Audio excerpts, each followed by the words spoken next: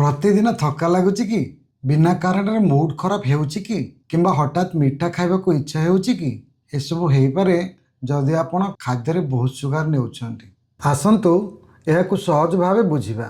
सकाळे आपण निज जीभरे गोटे धला परत देखिछंती कि यह होई पारे इन्फ्लामेशन किंबा बैड बैक्टेरिया आपणक शरीर में जमा हेबार चिन्ह।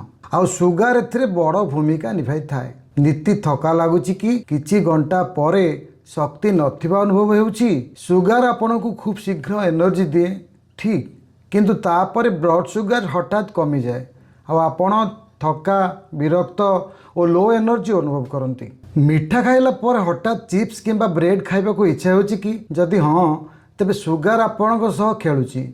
यह ब्लड सुगार को बढ़ाऊँच आउ तापरे कमाऊँच आउ आपणकर शरीर कहे आउ खाओ आउ खाओ। यह एक अंतहीन चक्र।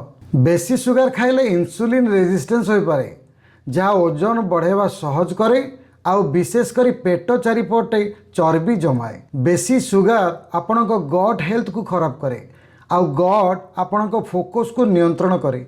जदि आपण फगी अनुभव करुछंती किंबा कंसंट्रेट करि पारु नाहंती सुगार यार कारण होई पारे। बेसी सुगार आपणकर स्किन को मध्य खराब करे जहाँ व्रण सृष्टि करे। आपणक गट हेल्थ आपणक स्किन को प्रभावित करे आउ सुगार एही फ्लेयर ऑफ कारण होई पारे।